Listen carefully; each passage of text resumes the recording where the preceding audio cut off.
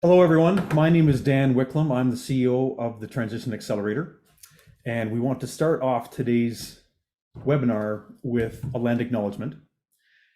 So the Transition Accelerator, with staff across Canada, many provinces, acknowledges the traditional territories of the Indigenous peoples on which we work and live, and we recognize and respect the ongoing relationships that Indigenous peoples have to the land, and we commit to the ongoing process of reconciliation.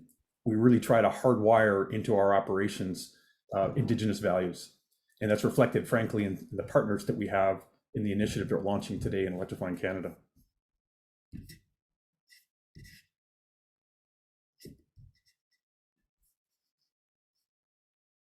So today is another installation of our webinar series that we call Pathways to Net Zero.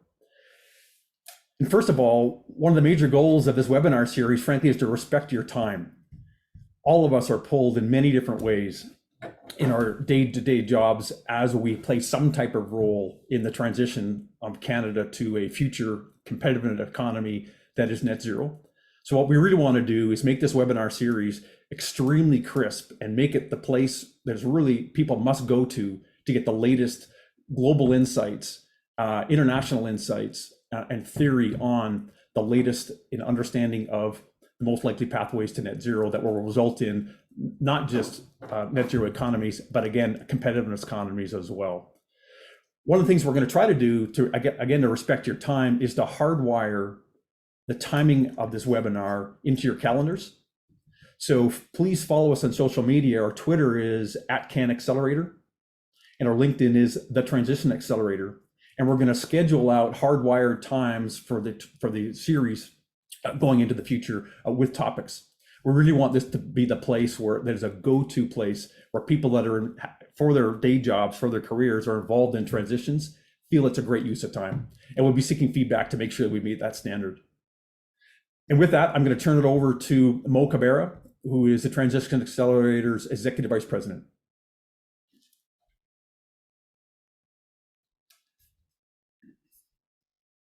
Thanks so much, Dan. Really appreciate everybody being here today. So my name is Mo Cabrera, and I really would love to welcome you to the launch of Electrifying Canada. Bienvenue à tous au lancement d'Electrifier le Canada. So much work has been done to lead us here today, and I'd like to acknowledge the work that Richard Flozone from ISD, Susan McGeechee from BMO Climate Institute, and the team at Dunsky Energy and Climate put into this. And I also want to basically introduce this initiative. Electrifying Canada, as the initiative that we're bringing in, the key voices that are needed for action under. So we needed voice on the demand side. We can build it voice on the supply side of the electricity system. We can finance it, and then also civil society. And today we are discussing, the vision where we really believe a future where widespread electrification can be part of and enable an affordable, resilient, and clean energy system. And we're doing that by convening a diverse group of industry, organized labor, indigenous groups, civil society, working really all to accelerate the end-use electrification and build out of a net zero electricity system. And we're very excited to announce today nearly 30 partners that have joined under this banner from finance, industry, labor, indigenous community, civil society, and we're just getting started. So really, what is Electrifying Canada? It's, we are delivering research and analysis, we're developing policy framework, we're delivering on public outreach, but really at the core of it, we're also enabling collaboration, coordination, and partnership development.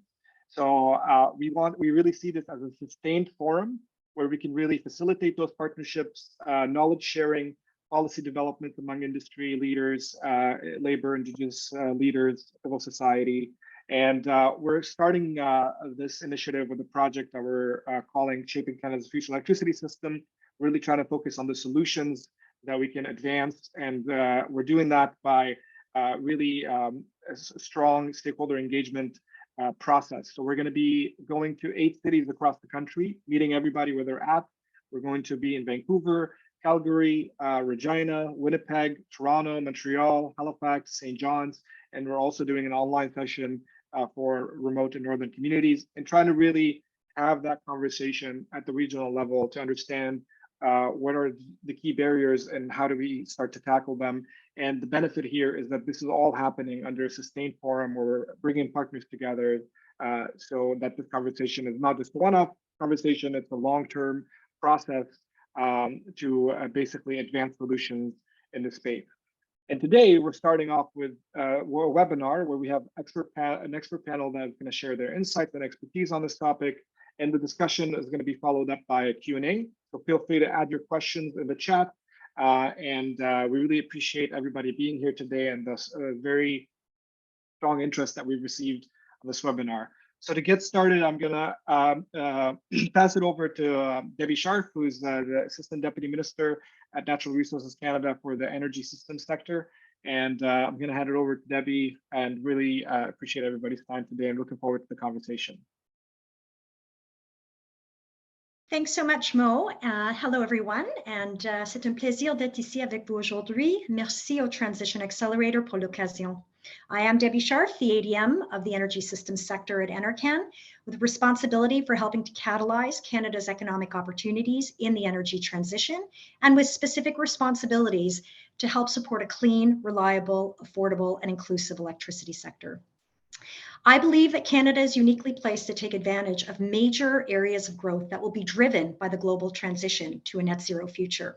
We have the natural resources, people, economic capacity to create wealth and good jobs in every region of the country as we pursue our ambitions and necessary clean energy and climate goals. And Canada's electricity sector is central to efforts to achieve a net zero emissions across our economy. Governments have a role to play in accelerating decarbonization in the electricity sector and electrification of the economy, while ensuring Canadians have access to that clean, reliable, and affordable power. And we do have federal objectives in this space. In fact, 3 connected objectives. 1, to transition off coal by 2030. 2, to achieve a net zero electricity grid by 2035. And 3, to achieve net zero economy-wide by 2050. And that's going to change how we produce electricity and expanding electricity supply. And this is going to occur at the same time to meet the electrification of transportation, space heating, industrial activity. Some would say to double the current generation capacity by 2050. And a key challenge is to ensure we get the right investments, incentives, regulations at the right time to meet this opportunity. And to move forward, we need thoughtful engagement from electricity stakeholders, such as the one today, through initiatives like Electrifying Canada to shape new ideas, policies, financial mechanisms to ensure we could meet our ambitious clean energy and climate goals. So I'm delighted to have the opportunity to contribute to this evolving conversation by being with you today. And with us today, even more interesting, are 4 fantastic panelists with different perspectives to share on how Canada could enable the transition to an electrified future. We have Bruce Laurie, president of the Ivy Foundation, and I'll ask that our panelists turn their camera on. Susan McGeechee, head of BMO's Climate Initiative. Francis Bradley, President and CEO of Electricity Canada, and Brendan Marshall, Principal Advisor, Rio Tinto. And with that, let's actually get to the most interesting part of this discussion, which is to hear from what our panelists have to say. And to get this conversation going, I'm going to prompt a few questions and perhaps turn it over to our panelists to be able to provide their perspectives. So I want to start with the first question, and I'm going to ask Francis to start us off on this one. What do you think is the biggest challenge in creating the conditions for success for widespread electrification? All right. Well, thank you for the easy question to kick things off. Yeah, biggest challenge, you know, in my view, it's the regulatory processes that are a huge obstacle at this stage. You know, most of Canada's electricity rate regulations were devised in the middle of the 20th century, when terms like climate change and net zero emissions didn't even exist. Canada, as we structured ourselves, we divide the responsibility of natural resources between the federal government and the 10 provincial and 3 territorial governments, and each province tends to do their own thing and have their own individual approach to electricity policy. The ownership structures are different, the industry structures are different, and the generation technologies and resources that they have access to are different in each of those jurisdictions. And this is, you know, resulted in each province having its own economic regulatory system. And in many cases, I think it would be safe to say that the federal and provincial priorities on energy are simply not aligned, and that further complicates development of policy. So at Electricity Canada, we think the solution is to create a federal electricity strategy. Canada needs a cross-government strategy to coordinate these efforts, to pool resources, to coordinate funding, and work with the electricity sector to implement the planning and the building process that's going to be required for us to meet those three challenges that you mentioned at the very beginning, Debbie. Getting off coal, net zero electricity grid by 2035, and a net zero economy wide by 2050. We're first and foremost going to have to address these structural and regulatory challenges and obstacles that we have in our way. Thanks so much, Francis. And I'm wondering if any of the other panel members have some perspectives to share, in particular from the private sector.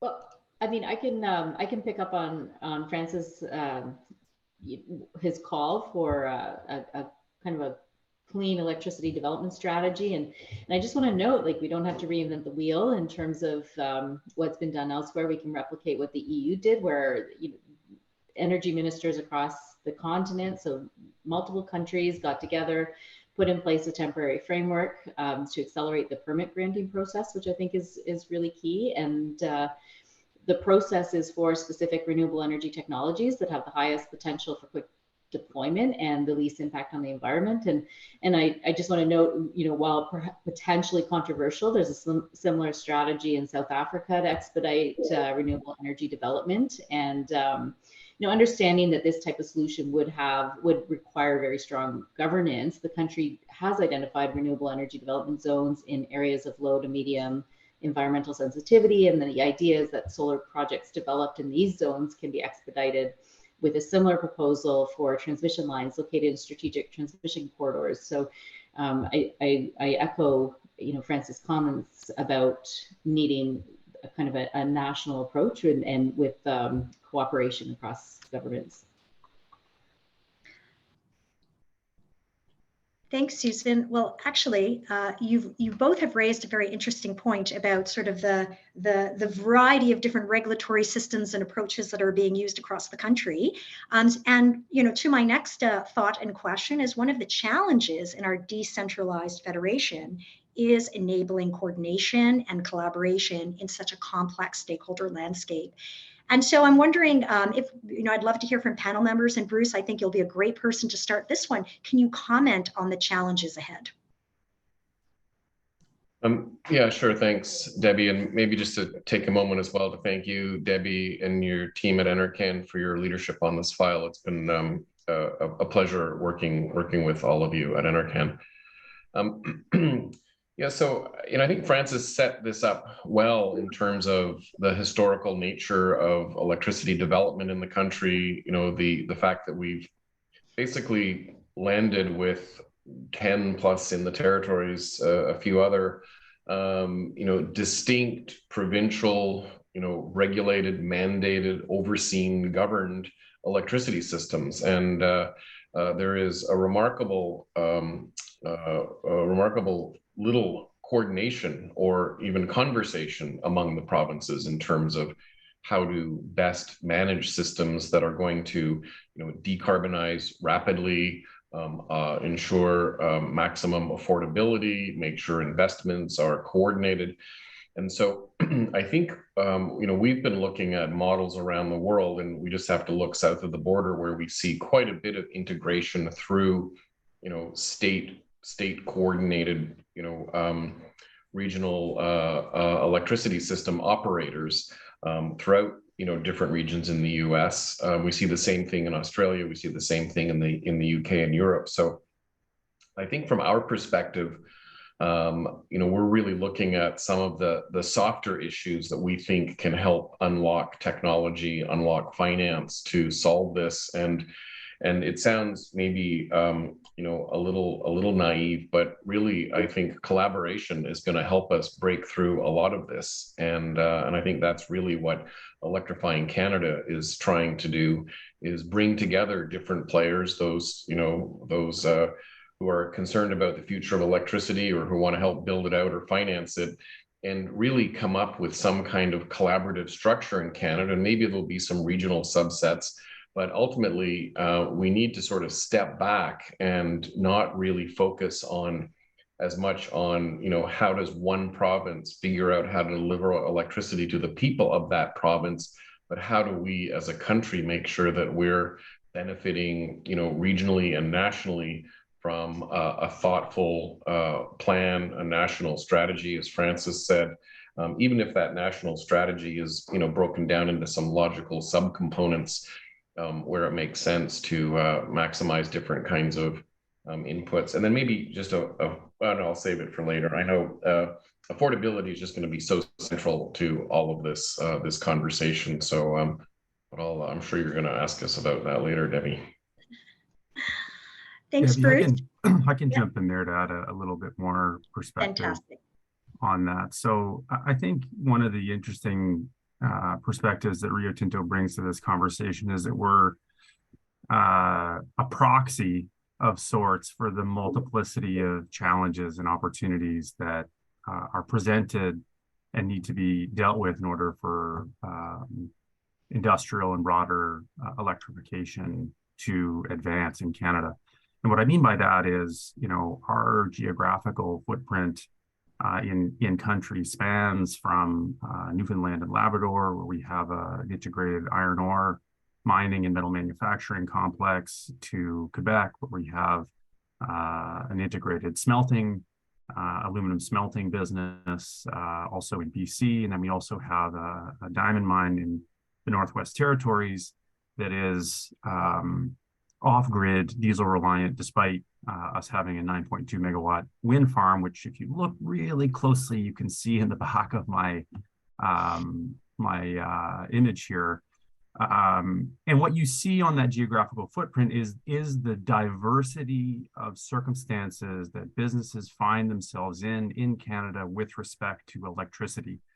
In Newfoundland, we are grid connected, but we are at the capacity of that line. And so when we think about growth and decarbonization opportunities, we are looking at an electricity systems expansion partnership in order to be able to facilitate that.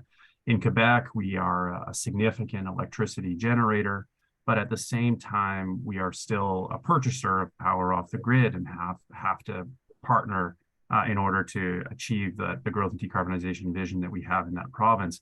In British Columbia, we are a surplus producer of power and sell to the grid. And then, of course, we're an independent power producer in the Northwest Territories, but predominantly diesel reliant with no infrastructure access. And so when you think about that federal concept around a multiplicity of partnerships, we're just one company. Granted, we're a large company, but we're just one company that spans 4 distinct jurisdictions in Canada with 4 distinct sets of possible partnerships. And building off the comment that Francis made and that Bruce animated, the need for collaboration, coordination, and partnership is central to success. And I think it's important to recognize to the group and the audience today that I think federalism in Canada always works best as a coalition of the willing. I think that the opportunity and invitation that the federal government has made with the resource energy tables is a positive one, but I think we're also getting to a point now where speed is becoming a significant concern and consideration for what the future of affordable and reliable energy and electricity in Canada looks like. So from our perspective, this is a great forum, it's a great initiative to be able to tackle this and other questions around how we can partner toward that shared common vision for electrification in Canada going forward. And Debbie, if I could add, you'd asked about the challenges in the decentralized federation, and Bruce mentioned affordability. And listen, one of the elephants in the room here is who pays, right? This is going to require very significant investments in our decentralized federation. The challenges are different in different regions. and it just happens to be by the luck of the draw in terms of what resources are available in the different jurisdictions.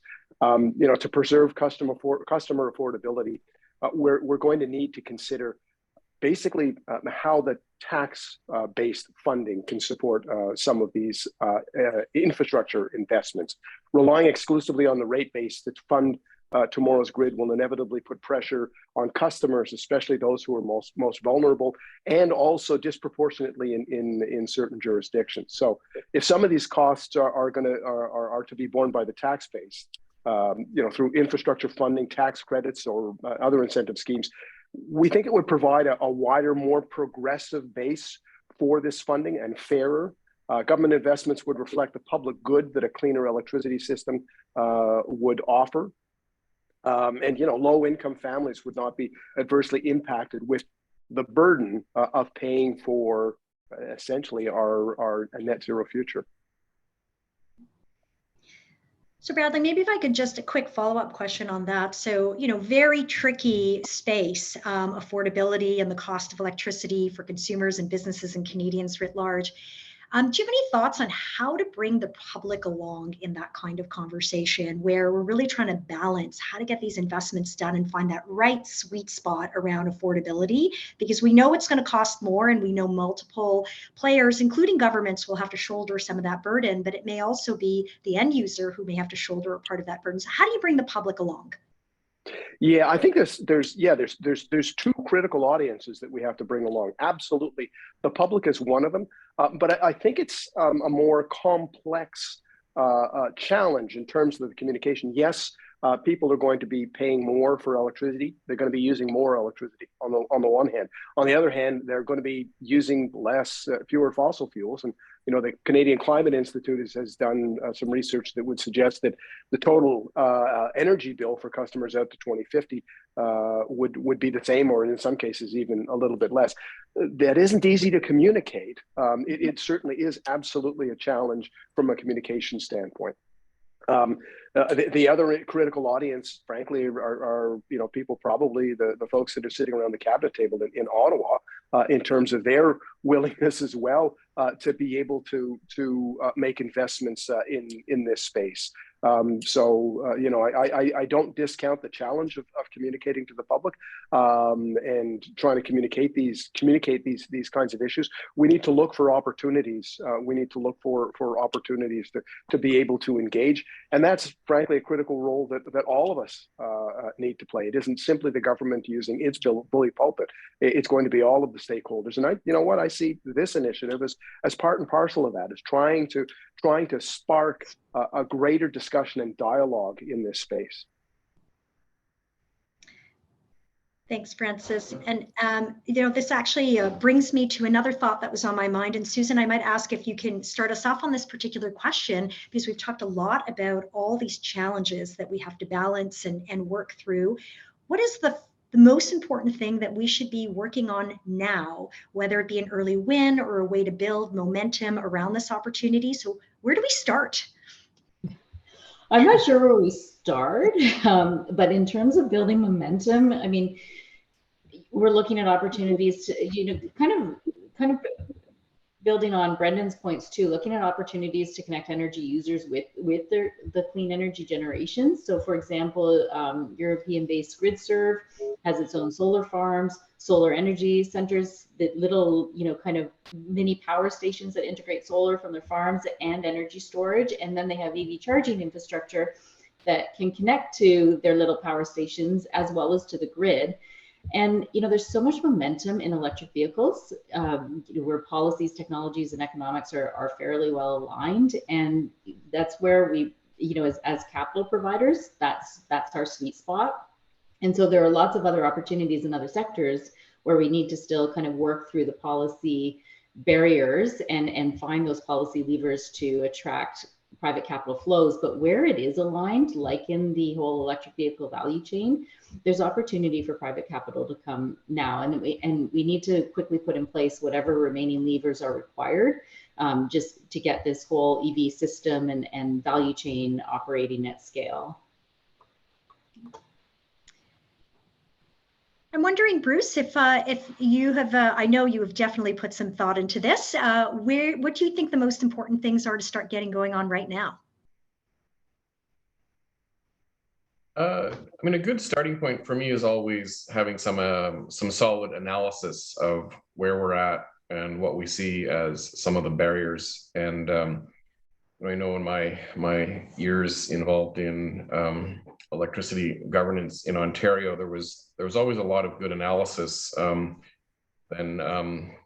was then always a political layer that got put on top of the analysis. And I think what we need to do is not worry about the politics right now, but really try to understand two things, like where are we trying to get to? Like what is a net zero 2050 electricity system really going to look like? And when I say that, I'm not thinking, how much nuclear, how much wind, how much solar. I'm a big fan of, grid neutrality as a concept. I think that really what we're trying to look at is how do we make sure that we've got the system that anyone can plug into, anyone can provide power from, anyone can draw power from in a way that is going to be, flexible and efficient and as cost effective as possible. So I think a starting point is really trying to understand, and part of that is, exploring, as I said, other examples around the world where I think, frankly, they do a little bit of a better job. And maybe if I could just jump in quickly, Debbie, on the affordability issue, I think it's going to be critical. We have a bit of a problem in this country where often we have politicians telling us that we have the highest electricity rates in, at least in Ontario, they tell us we have the highest electricity rates in North America. Most major American cities have electricity rates that are double what we pay. In Britain and Europe, they pay 3, 4, 5 times what we pay. So we still have about the cheapest electricity in the world. We have about the cleanest electricity in the world, and we have about the most reliable electricity in the world. So that's something that we need to be proud of and everyone wants to preserve. But at the same time, a lot of those costs have been paid off, over decades of investment that really haven't been made in the past decade.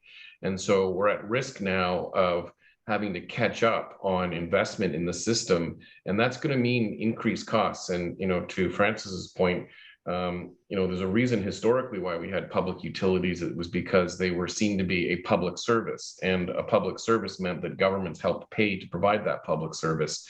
And so I think there's an element of that we need to think about when we look at electricity infrastructure. If I can jump in on that, I think Bruce has some very compelling points. And for those of you who I've had the opportunity to speak with before, you'll appreciate that context is a really important consideration for me. And I think the question, Debbie, is what do we need to focus on first? I think many things are already happening. This isn't a question of first out of the gate. This is a question of continuing the momentum and escalating the sense of urgency and ambition to actually materially achieve stated public policy objectives, stated business objectives, which are shared and common. And I think that when you look at an intensifying geopolitical frame, and you look at the world the way I do from a mining and metals perspective, and you look at the play that Canada is making in our sector as a potential sustainable, secure supplier of the materials without which the broader decarbonization transition cannot occur, and then you look at the interrelationship between wanting to decarbonize that front end of the supply chain, we see the linkages very, very clearly. And the next large-scale event that I think will be material to the conversation that we're having today will be how the Government of Canada responds to the Inflation Reduction Act in budget 2023. And there were measures in budget 2022 that came out that were animated in the fall economic statement, one of which was an income tax credit, refundable credit up to 30%. Large-scale hydroelectric power was excluded from that. I know that Finance Canada is consulting on that component right now. If we really want to have an all tools on the table approach to electrification and decarbonization in this country, we cannot be selective around picking winners and losers in the technology space.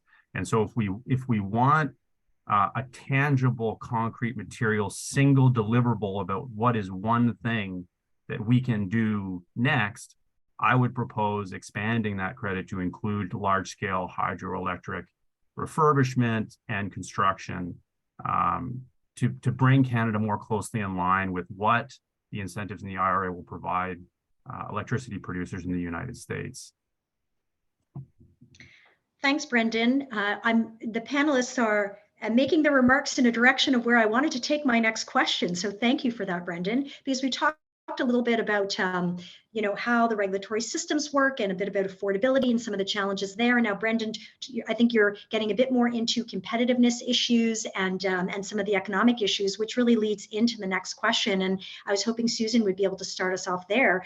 So can you talk a little bit about what you see as the big opportunities for Canada to use our clean energy advantage? Because many would argue we do have a clean energy advantage to promote economic growth through electrification. So let's talk a little bit about competitiveness and economic growth.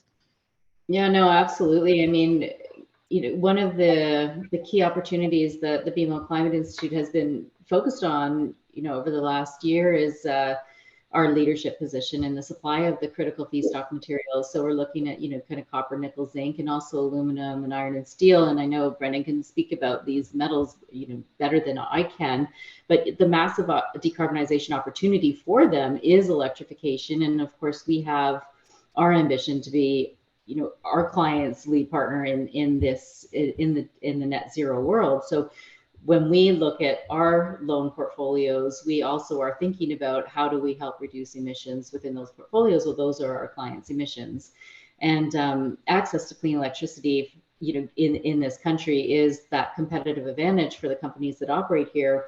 But of course, only if they're not too remote to be connected to the grid. So we need to be thinking about, what are some of those off-grid opportunities and how do we make those, how do we accelerate those and have them economically viable?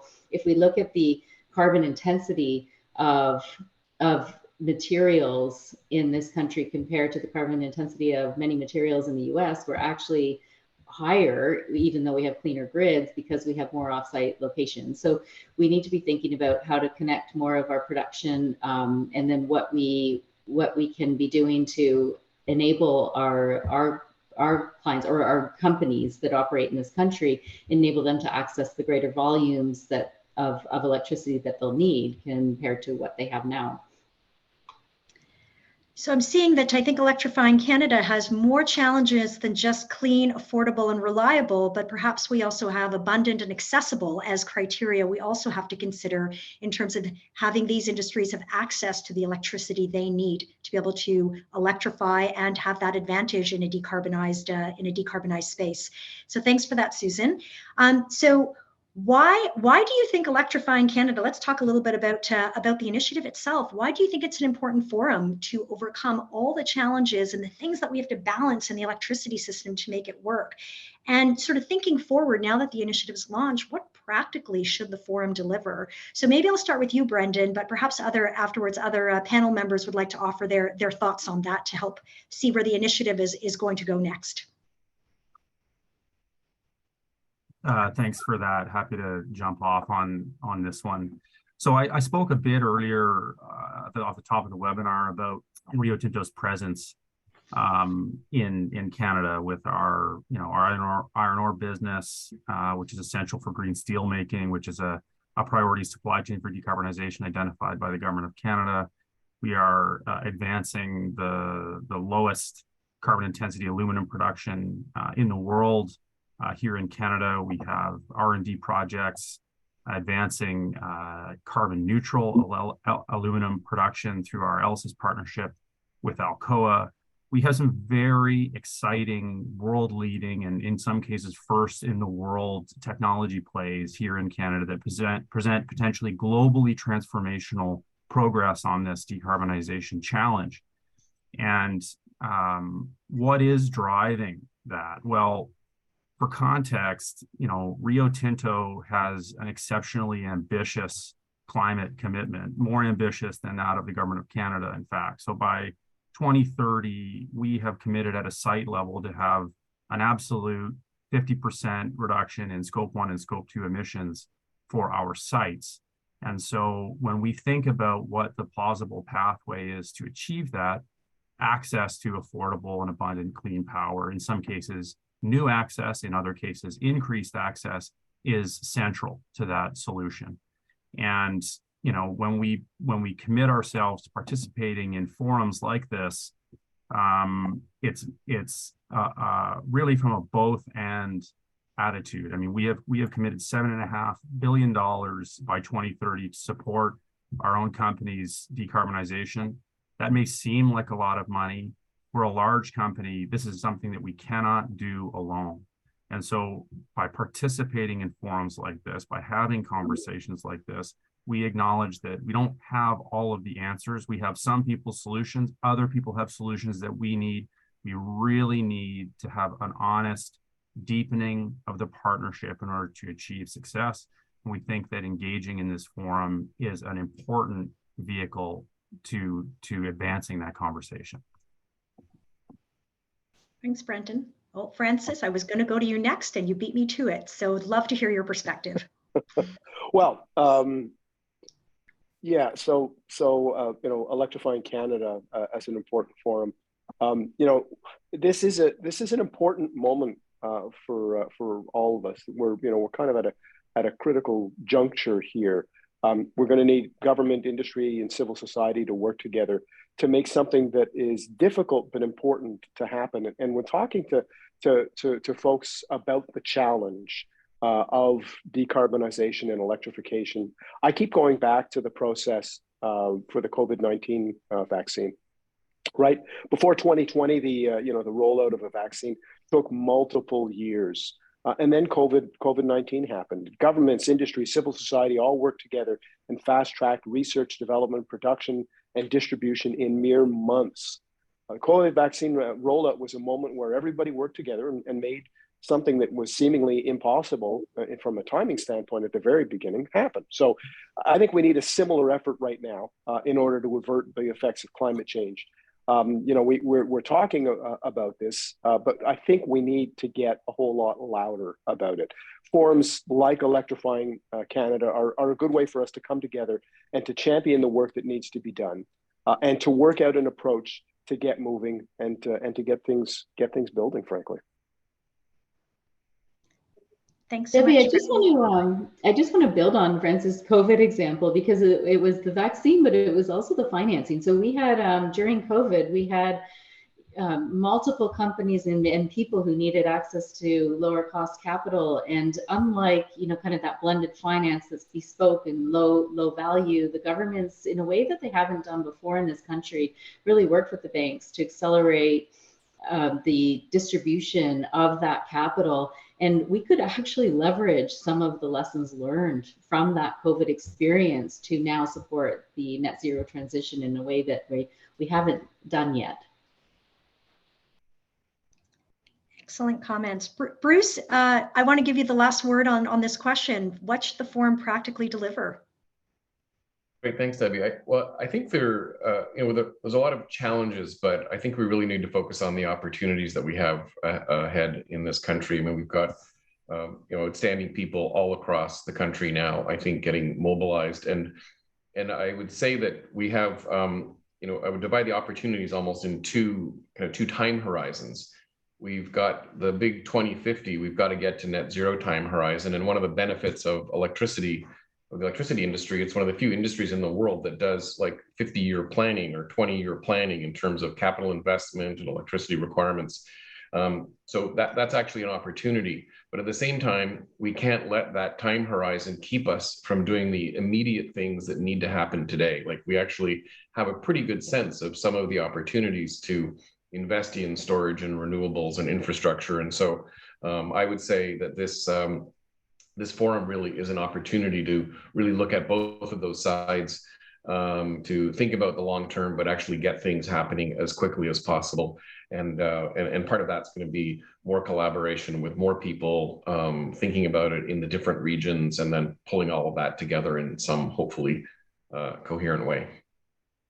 Debbie, if I could just, I didn't actually answer the question. I think I should. So honestly, in a world that's increasingly animated by polarization, by divergent views, consensus is a rare commodity.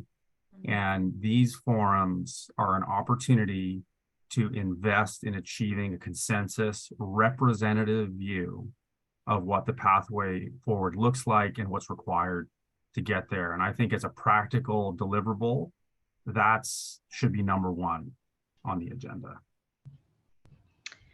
Very sage remarks across the board, and a particularly sage remark to end this this question.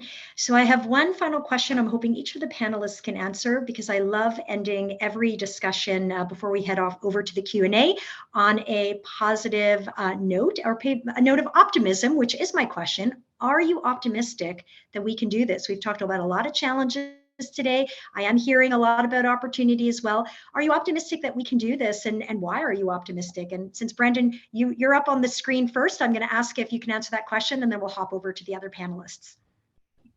Debbie, I wouldn't be here if I wasn't optimistic about this. Honestly, there's a tendency I think that we all have. We get stuck inside our own heads. We hear a lot of negative news these days. We are fortunate to live in one of the most beautiful, abundant countries in the world, with wealth and natural resources at our disposal to shape and create the vision that we want to have going forward. Those are tools in our toolbox. There are many tools that many other people are without. And so I would encourage everyone participating in this forum and everybody who seeks to engage with us in our shared journey moving forward to come with an attitude of constructive optimism about what we can collectively achieve together. If we don't have that, then we won't get very far. Great words. Susan, maybe I'll turn over to you. Yeah, absolutely optimistic. And the reason is because when I started out in the space, and that was 2000, so it's an easy measure, 23 years ago, it's, you know, there were maybe 15 people in a room, and it was always the same 15 people discussing the challenges and couldn't get beyond what we brought in the perspectives. The room's huge now. You can't even hold it in one room. So there's so many different people, so many thought leaders, so many industry leaders, business leaders, government leaders, putting their minds together to solve some of these massive issues. And we're seeing that across Canada. We see the connections globally. And optimistic, very optimistic that as a group, as a collective, we're going to be able to find our way through these challenges. Amazing. Francis, love to hear from you. Okay, am I optimistic? Well, I am. You know, like Brendan, I'm not sure I would have been on the call and been involved in this if I wasn't. But you know, as some of you know, when I'm in the home office, I've got a countdown clock on the wall that reminds me how many days until our commitment to have a net zero electricity grid by 2035. And there are, by the way, 4,718 days left until net zero 2035. I think the biggest fight ahead is going to be about complacency. You know, there's a sense among some that the targets that we have, whether it is the 2035 target or the 2050 target, you know, they're not realistic. They'll be missed like all the previous targets, and it's a reason to ease off and lower the sense of urgency. But, you know, I say we need to redouble our efforts, and we need to kind of push past that. We need to hold fast against political cynicism, that we just not bother at all. You know, even, you know, we see the war in Iraq, in Ukraine, and it's followed in Europe. We need to be vigilant that we don't kind of slip back into you know, the dark ages of ignoring climate, the requirement to reduce climate emissions. Our electricity grid was the marvel of the 20th century.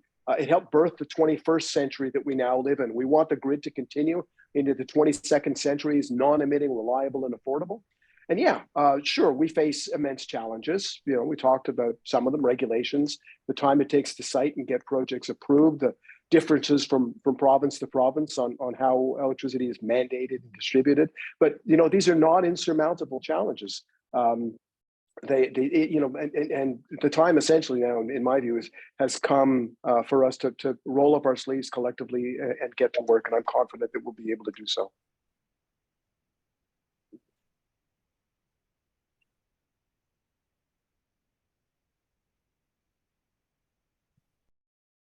Debbie, we can't hear you, unfortunately. Can you hear me now? Sure can. Fantastic. I was having a bit of an internet connection there during Francis's remarks, which is a bit of the occupational hazard of an online webinar. But I was saying I'm going to turn it over to Bruce for your last comment on this before we turn to, I see a bunch of questions. There's some good ones in there, so I'm excited to get to the Q&A. Yeah, I'm excited to get to Q&A as well. So yes, my simple answer is I've never seen this kind of a group come together in this country to work specifically on electrification in such a positive environment. So I'm certainly optimistic with the group that's come together. Thanks, Bruce. So I'm going to hop right into the Q&A, and there's quite a good Q&A to get started with, which is all paths to net zero, especially electrification, runs through Indigenous territories. What fundamental keys to success when you think about Indigenous partnerships? And so I'm wondering if Brendan, I can start with you. Others can certainly jump in. You may have some perspectives on this, given some of the industry electrification projects that you're thinking about in your own company.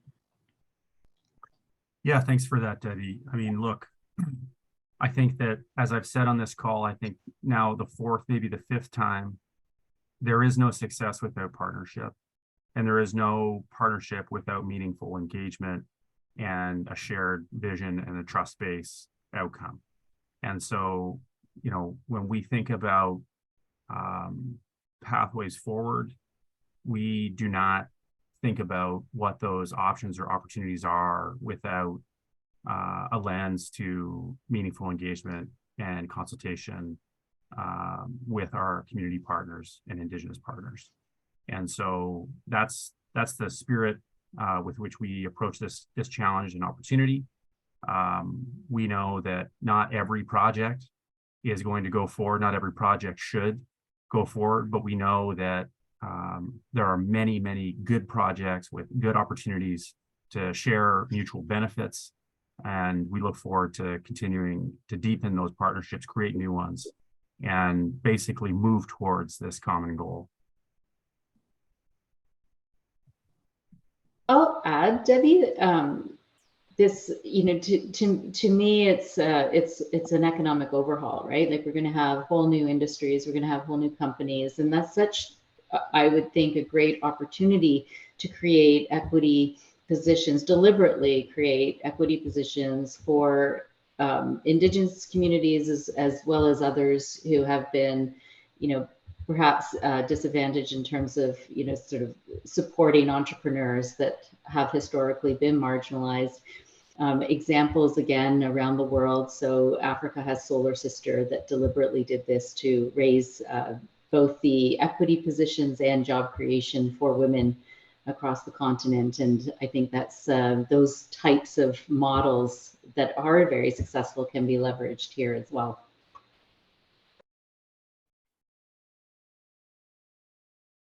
Thanks, Susan. I want to pivot to a question about governments. So what are your thoughts? And Bruce, you might have some perspectives, or Francis, on this particular one.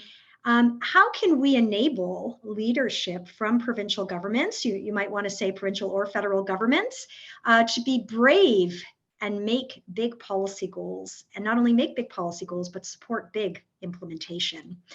So Francis or Bruce, you might have a good vantage point on this. Well, I was actually going to weigh in on the previous question. Maybe I'll You're welcome to do that too. couple of comments there. But yeah, I mean, to you know, the question itself, I think it's absolutely correct that we're the future for electrification, decarbonization is only going to be done if it's done in partnership, absolutely in partnership with Indigenous peoples and First Nations. You know, we're seeing a lot of projects now that have been coming together. We've seen a lot of creative approaches to ensure that there are partners today and into the future. But we've seen the creation of a number of now organizations that we're able to engage with as well at a national level that are very much focused on this. You know, thinking of the First Nations Power Authority and the First Nations Major Projects Coalition that are right in this space and are working with us. And one of the other questions, I'm not directly and intimately involved with it, but based upon some of the things that I've been reading, I think at some point, the question needs to be asked: what kind of overhauls need to be done in this space, specifically to the Indian Act, to allow Indigenous communities the kinds of the ability to indeed be full partners and full owners for some of these projects, because there are clearly some impediments that take place in that space. As for inspiring provincial governments, boy, I wish there was a simple answer to that. Unfortunately, as I said right at the very beginning, the challenge here is there's going to be, 13 different answers to this, because the calculus is different in every single province. It then, to a certain degree, it does fall to the federal government to be the convener. But I think we collectively have to be able to understand and be able to articulate why this is significant and important in each and every one of those jurisdictions. And so we don't see actions being taken at a provincial level that actually slow down as opposed to speed up our move to a decarbonized and electrified future. Thank you. I'm going to layer on an additional aspect to this question and then see other, Francis, you might want to continue with your answer. Others may want to come in on this. Do you have any, can you identify one or two or any potential tools that you know or can advise based on your experience to encourage intergovernmental collaboration between the various levels of government, fed, prov, territorial, to advance electricity policy? Sad to say, the easiest one, the simplest one is the checkbook. The federal government's spending power is probably the most significant one. I mean, there are a number of tools potentially in the toolbox of the government of Canada, but as we've seen with so many other significant national programs that kind of cut into provincial jurisdiction, that the role the federal government plays needs to be, needs to come with some spending. We talked about COVID-19, but let's go back even further than that, and the establishment of universal healthcare in this country. That's something that's delivered on a province by province basis, but through leadership and through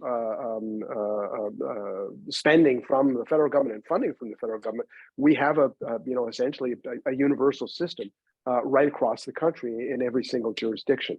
There absolutely will be lessons learned from that, and lessons learned from every other federal program that we've seen that is rolled out that touches on provincial responsibility. Right down to most recently on childcare. So there are examples where the federal spending power, the power to convene, have been successful and very successful at transforming Canadian society. We're talking about yet another major transformation that's going to have to take place.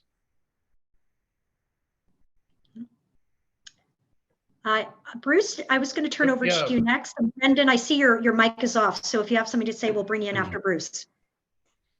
Yeah, just touching on those two last points, Debbie. I think I don't know if it's classified as a tool or not, but one would be the use of procurement policy, and I think it's a hugely underused opportunity in this country. Governments are still the largest procurers of everything, whether it's infrastructure, services, even power, buildings.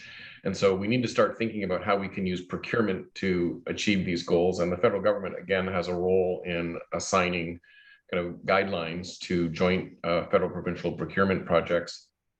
And then just getting back to your question on provincial leadership, because I think that really is a fundamental issue. And my thought there is that we have to look a little bit beyond this as just electricity and just climate change. I mean, what we're really talking about, Sue said, this, an economic overhaul. It's really looking at framing this in a way that solves a whole bunch of societal problems. This is about technology, it's about innovation, it's about competitiveness, it's about Indigenous economic reconciliation. And we need to get on with all of those files, and we need to figure out how this, piece, this backbone of electricity can help advance and support all of those. So if we make it sound like it's all about transmission lines and power plants, we're dead in the water. This has to be about the future of the services we need, the future of the country, economic prosperity, trade, competitiveness, et cetera, et cetera. So I think that's the win for the provincial leaders. They need to start thinking about it in those terms as well. Yeah, and building off that, I'd go return to the question that was asked to me about what I mean when I say meaningful participation, meaningful partnership with communities. All of those things are included under that auspice. It's not to one of the comments or in the chat limited to engagement and consultation. It's about trying to work together towards achieving and understanding what a shared vision is for success and mutual benefit.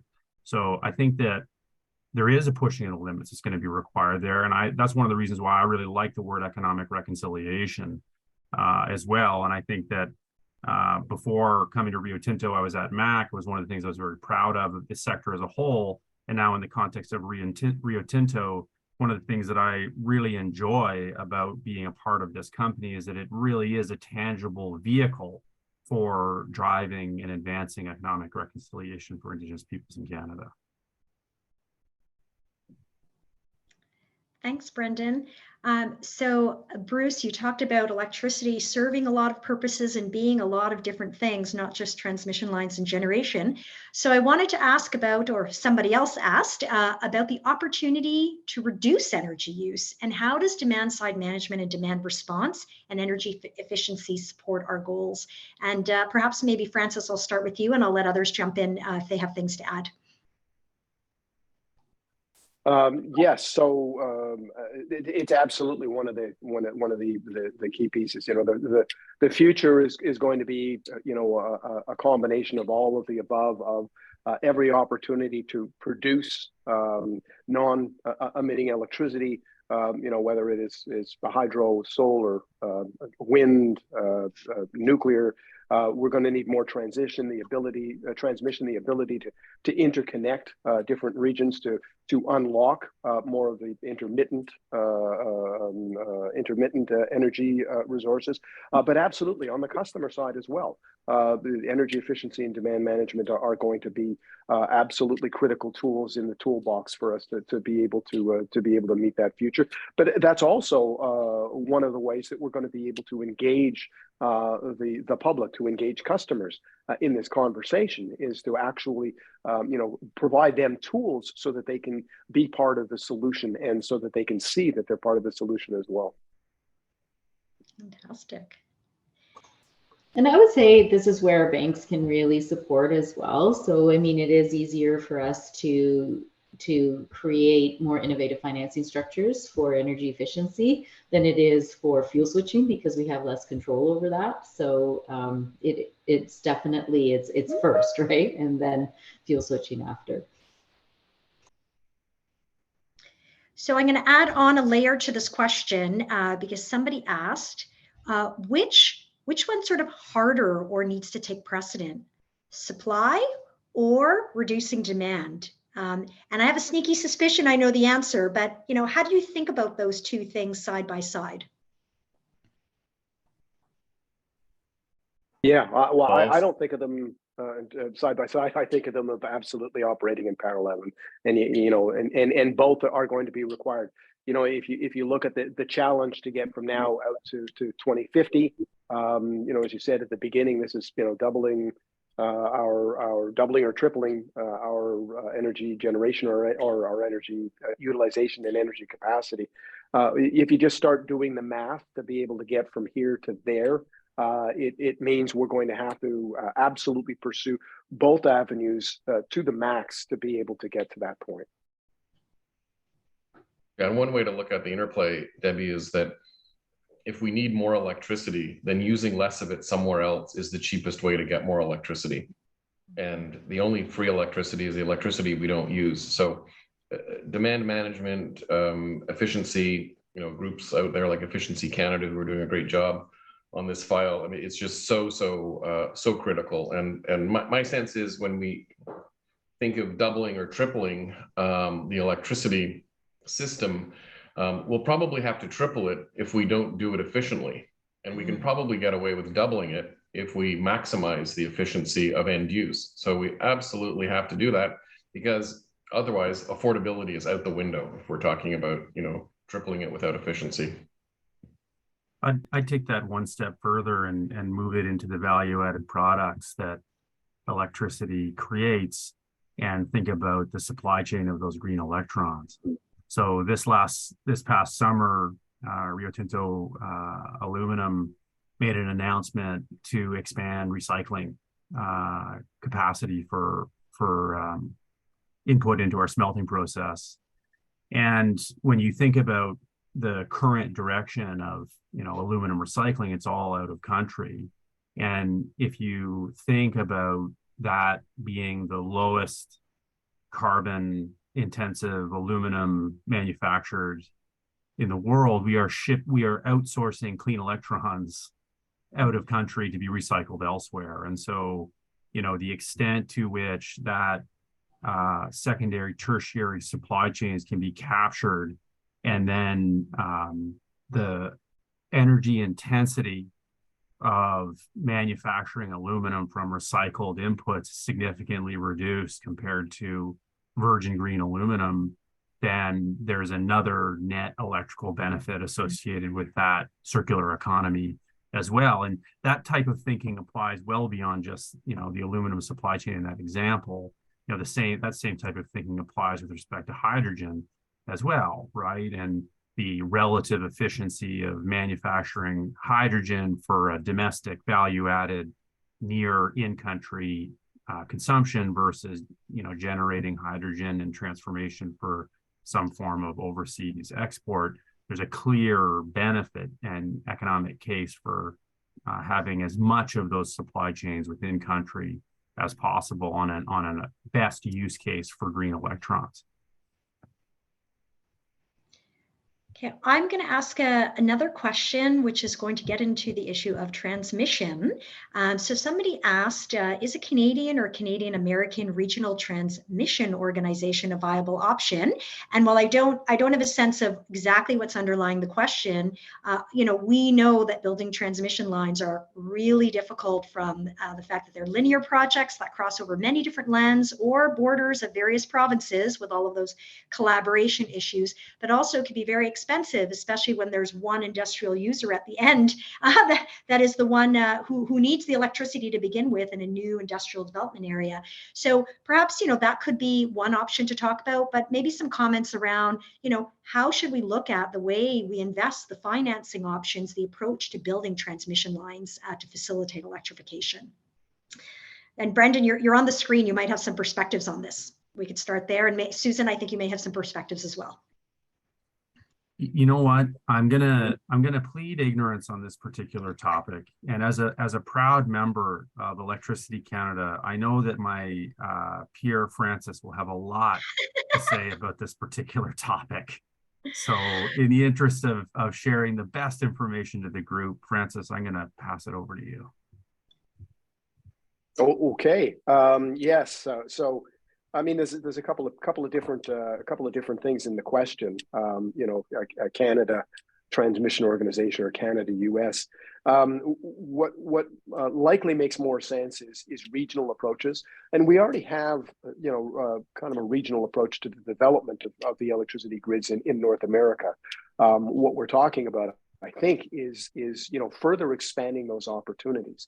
And you look at some of the recent examples and the benefits of some of those recent examples. The transmission line that's been built between Manitoba and Minnesota is a great example of a project that has then enabled the development of wind which is an intermittent source of generation in the U.S. Midwest, because it can now be supported and backed by essentially Manitoba Hydro's hydro facilities, and that's likely the sort of the future that we're looking at, where we're going to want to build transmission in a way that it is becomes a backbone to build out a support for more intermittent sources of electricity. I know there's certainly views of people in the Northwest U.S. that see the potential of offshore wind off the coast of New England that could be supported and backed by Canadian hydro resources. The trick, though, is actually trying to get stuff built, and it certainly has been a challenge to try and get new transmission infrastructure through New England. But building transmission anywhere is certainly a challenging proposition. But it is going to be essential for us to be able to bring more intermittent sources of electricity, whether it's solar or wind. That needs to be brought into the system, and it needs to be essentially backed by the existing capacity that we have in the grid. And so to be able to continue to expand, that's why I've been talking about, we need more generation. Yes, we need energy efficiency and demand management, but we also need more transmission. It's to be able to stitch all of this together. Fantastic. I'll add that that build it and they will come is a really challenging proposition for financial institutions. So to Francis' point, it could be that solution. So what does that look like then? How do we make that happen? How do we give certainty or security to the cash flows that would be coming from the private sector, and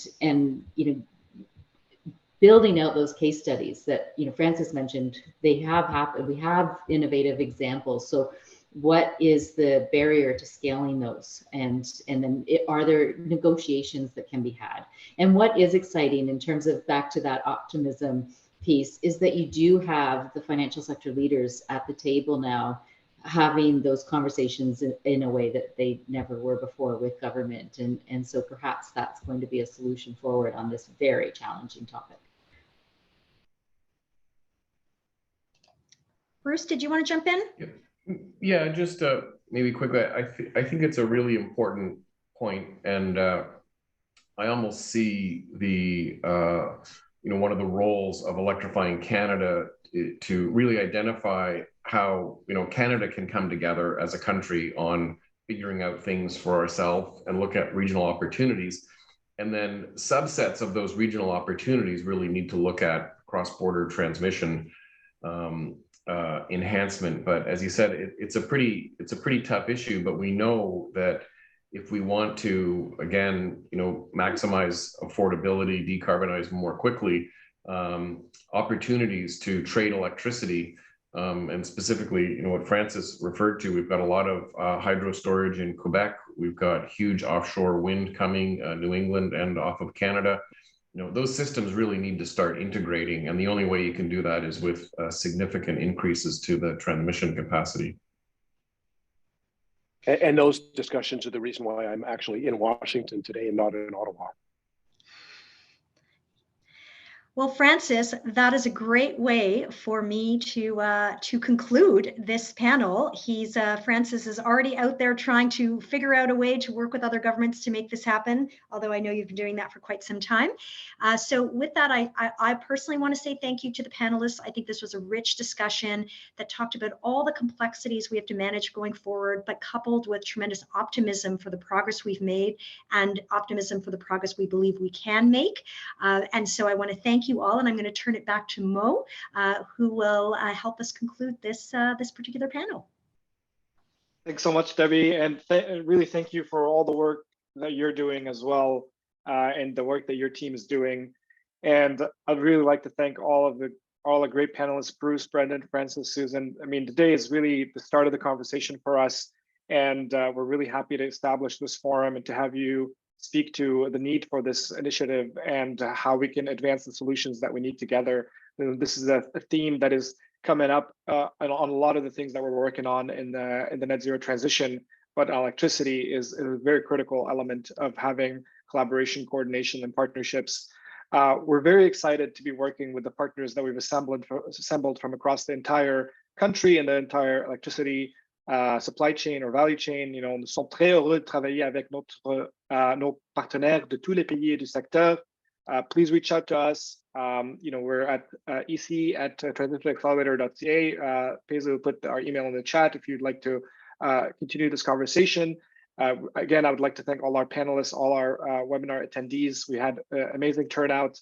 We'll have a video available in case you missed this or you'd like to share this with anybody. And as I mentioned, we're going to be going across the country, continuing our stakeholder engagement, assembling new partners, and bringing everybody under this initiative to really advance the solutions that we need. This has been a great webinar. It's a pleasure and a privilege for me to be here. And again, thank you, everyone.